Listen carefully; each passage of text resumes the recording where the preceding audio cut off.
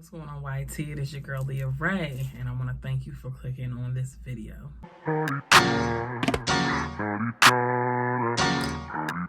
Get out the way, who got a watch, who got the time, I'm racing the clock. Even in my feelings, grind don't stop. Got big dreams, want big rocks, I got plans. So y'all, I've been going through a little something, and I can't really say in just a few words what it is, but it has to do something, or it revolves around friendship. My friendship history has been shaky, to say the least. Okay, and there are a few distant friends that I do have, and I'm not talking about y'all. I'm talking about past friendships. And I was watching a video by a lady named Tony Daly. Now, I have been watching Tony Daly for a minute, and I came across her channel years ago because she had found out that her husband was, and they were getting a divorce. They were going through a separation. I think the paperwork had been filed, and that's kind of when I came upon her channel, when she was going through a change. And she is a vlogger. She has her own business, and every so often she drops these little gems, like these videos where she's sitting down, she's talking, and I like to tune into those, see what she's talking about. And recently she did a video about friendship and how friendship was basically like being in a relationship, because every time that we think about a relationship, we think about like an intimate relationship, but that is not the case. A friendship, a true friendship, at least what I would believe a true friendship is, it's a relationship. In order for any relationship to be successful, all parties involved have to pull their own weight. And also, there are certain things that must be present according to your own morals, your own standards, and what Tony was talking about, your love language. And I never really thought about friendship from the point of view of a love language until she broke it down. And I'm going to go ahead and I'm going to link her video below so that you can watch it and get a clear understanding of what exactly she was talking about. But it made perfect sense. If you have a friendship with someone and they are not loving you the way that you need to be loved, that is a problem. And the friendship is probably going to deteriorate. So think about the things that you would want, or not even you would want. I'm gonna tell you the things that I would want in a friendship as far as qualities, and I'm gonna just rattle them off at the top of my head. I would want loyalty, consistency, honesty, communication, good communication, dependability. These are just some of the things. But then when I think about my husband, these are the things that he has, because these are the things that I wanted in a husband. You get what I'm saying?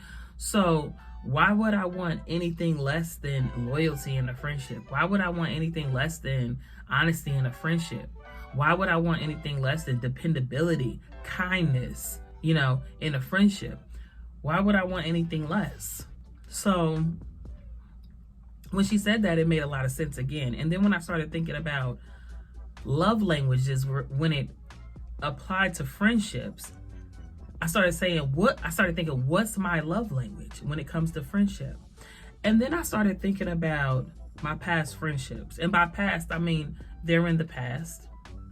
And there may be a couple that are on the brink of being in the past currently, as of today, as of August 2023. And that's because I'm not being, I would say, loved in the way that I need to be loved. And when I think about the relationships that I've had, the very close actual friendship, the true essence of a friendship, not this BS 2023 where people be like, yeah, I need the kind of friend where I don't hear from them in a year and then it's all good. Nah, boo. Those people are people that don't want friends. Like, if I haven't heard from you in a year, we ain't friends, obviously. Either you must have been kidnapped. That's all, or in a coma, and you had no family or no way. Because I had a friend. This is why I'm saying this. Because I had a friend. I had a friend for years. And this is a friend from New Jersey. I met her when I worked at ShopRite. and we were friends all the way through until I moved to Alabama. And then one day, radio silence. And it was radio silence the year that Adrian and I were engaged. And I might have did a video about this, but she dropped off the face of the earth. It got so eerie to the point where I went on her Facebook page and I was looking for people who were in her comments and stuff like that. And then I found somebody and then I messaged them and they were like, yeah, I haven't heard from her either. Like, we don't know what happened to her at all. And she has previously been in, like, I would say, like, abusive relationships. Now, I don't know if anybody was going upside her head, but there were very, very controlling relationships to the point where she fled to the South, somewhere down here in Alabama, if I'm not mistaken. And that was just wild because she had family down here and I was already down here in Alabama. And everything was going kind of okay. She was staying with a family member and she began working at Walmart. And again, just radio silence. So I was like, is she dead? Like, we don't even know if she's dead or alive. Like, I'm about to start searching death records because nobody that I was able to talk to on Facebook, again, has heard from her. So I haven't heard from her in years. Now, if she calls me, I'm going to be all ears because something tragic must have happened to her. I don't know if she had to go into witness protection. I don't know if she had to flee another abusive partner. I don't know if she was fleeing the abusive partner that she had from New Jersey. I don't know. But to me, to not hear from somebody that I call for a friend in a year, something drastic had to have happened, right? So I'm not with that. I'm not with that BS. That's not friendship. That's people who don't want friends. They want friends like they want toys, like kids want toys. They want friends like kids want toys. They want to be able to play when they want to play and then put them back on the shelf. And that's not the type of friend I am, and that's not the type of friends I want. So anyway, like, I think back at the friendships I had, and a lot of my turmoil with friendships happened ever since I moved to Alabama. From betrayal, from lies, shadiness, deceit, just wild stuff has happened. And when I think about all that's happened, I think about, what did I do to deserve any of that? And if I were to drop every single name of every single person that did me dirty, and you were to ask them, what did she do to them? I bet you they would have nothing to say. Because I've never done anything to anybody. And I don't know why I've come up so short in the friendship category. I don't know why I've been treated the way I've been treated. I really don't understand it because I didn't do anything to them to warrant that type of behavior. So like I said in the beginning of this video, I've been going through something, and it revolves around friendship, but it also kind of revolves around repetition. And by repetition, I mean starting a new year. And a lot of people start their new year in January, but I have 2 new years. I have a January 1st new year, and then I have an August new year when I start the new year for work, because that's kind of like my timeline. You know what I mean? I'm on a student calendar because I'm a teacher. And as I was going back and entering my 16th year of teaching, it was like starting a new year again for me. So I started thinking about how what I said earlier, where I have like 2 friendships that might be in the past very soon. I started thinking about the why again. Why is it that I started thinking about, like, why has this happened to me repeatedly? Why is it that every time I get a friend, a true friend, because I'm not going to negate the fact that these were true friends, because at one time they did display these qualities, right? But it always ends in some sort of turmoil, and it always ends with me seeing their true colors. And I was like, why does this keep happening to me? And then I started to think about what Tony was talking about the love languages. And I said, well, what's my love language when it comes to friendship? Because in the beginning of, I wouldn't even say like the very beginning, but let's just say for sake of conversation, in the beginning of Adrian and I relationship, we did the love languages together. And Adrian's number 1 love language at that time, I remember, was physical touch. And my love language was what was mine? Was it quality time? I believe it was quality time and words of affirmation, because you know, things can flip-flop, but for the most part, that's what it was. And as time went on, as I approached 40, I started to realize that my love language was changing in my marriage. And actually, my number one love language became gifts. So that love language had changed. So I started to think about, well, again, what's my love language for friendship? And I came to the conclusion that my love language for friendship is quality time, period. So when I have kids, now that I have kids, and a friend doesn't know my kids, is it really a friend to me?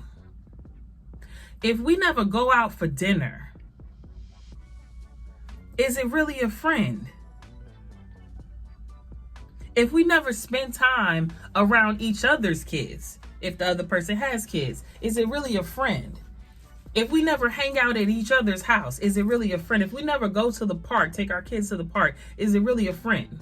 Or when I call you or text you and you never pick up or return my text, or you're slow with it and it's 2 or 3 days later after I call or text you that you respond to me, are you really a friend? Are you really a friend to me is the question. And it is what it is. If you can't love me as a friend the way I need to be loved, then you can't show me love the way I need to see it. Therefore, I'm not getting love. So we're not friends, right? So as I come closer to 40, it seems like when you hit 40, you get to you know yourself. I'm sorry, y'all. This is the shirt he had on. This is the shirt he had on from daycare, and he must have spit up some of his food. Did you spit up some of your food? Listen, toddlers do mad wardrobe changes, okay? Right, baby. My distance friends, they get it. Because if you are a distance friend, what do you have? You only have quality time. We only have an ear to listen. We only have a text to return. We only have a phone call to answer. We only have a video to watch. We only have a post to like if you're a distant friend. Not saying that distant friends can't link up and don't link up, and that I don't plan to link up with my distant friends, because I do.